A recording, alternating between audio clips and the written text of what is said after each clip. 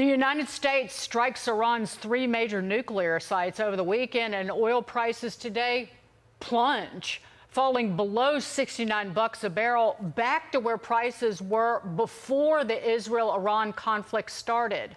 Calm in the United States ruling the day, and with news from our end of the Israel-Iran ceasefire, Iran denying it at the moment. You can look at the cost of crude after hours trading falling to $65 a barrel. It comes after President Trump posting on Truth Social this morning, quote, "Everyone keep oil prices down," warning not to play into the hands of the enemy and directing the Energy Department to drill, baby, drill, and he means now. Here to weigh in is Fox Business contributor Phil Flynn and Committee to Unleash Prosperity co-founder Steve Moore. Steve, I'll start with you. You look at the markets ending the day up. You look at oil falling. It's kind of like the opposite of what the conventional wisdom analysts were all predicting. Your analysis of what we're seeing.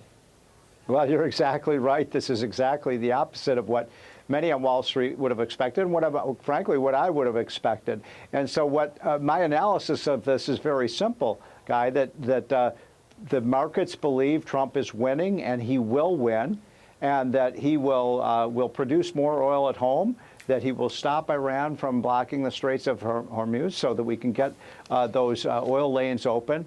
And so this is a big bet by the markets that Trump is a winner, and that's a pretty good bet. The United States is a winner, Phil. We produce 2 out of every 10 barrels of oil in the world. We are #1 producer, hands down. For Russia and Saudi Arabia, it's 1 out of every 10 for each of those countries. And the U.S. is well supplied. The world is well supplied for this time of the year in terms of crude inventories. And everybody expected Iran to close the Strait of Hormuz. Tell them why that was never going to happen. Because of the amazing work of the Israeli military in the leadership of Donald Trump. It was never going to happen. And right now there's so many reasons why it wasn't going to happen. But #1 is because Iran would be shooting itself in the foot, both economically, politically. Listen, they need the Strait of Hormuz to move their oil just as much as other countries. And their only friend left in the world might be China. And China is definitely dependent on that area, moving most of their crude, 40% of their crude imports go through that strait, as well as LNG. That would have been a disaster for the Chinese economy. So this was a masterful move by President Trump, and the precision way he bombed them. Hey, he left Iran a choice. It's like, listen, you can have your oil industry. We won't attack that, your refineries. We'll take out your nuclears and you can do business. If not, get ready for war. And I think we heard Iran's answer, at least we think we did, with the ceasefire. Steve, the Truth Social that we put up a moment ago from Trump, drill, baby, drill, it's been a slogan for a long time. We've seen Republican administrations actually embrace it, especially including President Trump's. Is there a sense now that, okay, given the instability over there and given maybe the bullet dodged, if the U.S. continues to ramp up our own energy production here at home and we're really serious about it, could that be part of the market rally that we're seeing and just sort of an overall optimism, especially if the tax bill is coming down the line? Like, okay, are we starting to see the contours of a roaring economy maybe off on the horizon here?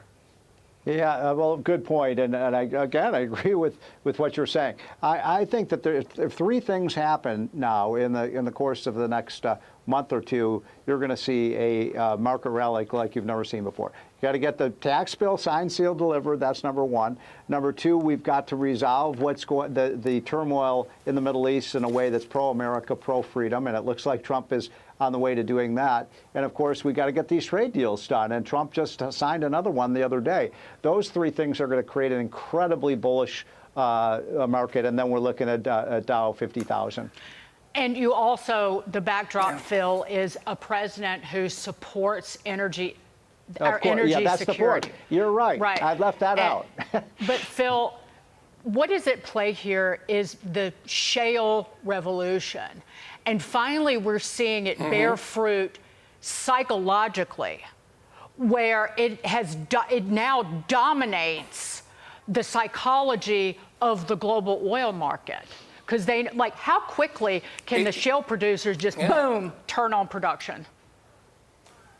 Well, they better hope that President Trump isn't any more successful in lowering oil prices, because too much of a good thing is too soon for these refiners. But right away, listen, Donald Trump has done so much to help the oil industry. And I know there's some in the oil industry that are complaining the prices are low, but if you take into account the streamlining of the removal of regulations, streamlining approvals, this is going to make the cost of producing a barrel of oil so much cheaper for these guys. So these shale guys are going to be able to produce oil at a cheaper price. And the other thing is that when you look at the budget, once we get inflation under control, get rid of some of the government spending, and we're starting to see the revenues from the tariffs, if that starts to bring down inflation, we're seeing signs that it will, along with lower oil prices, this is going to be a boom for the U.S. economy, and it's going to be a boom for U.S. oil producers. Yep, fossil fuels and input in virtually everything that we touch.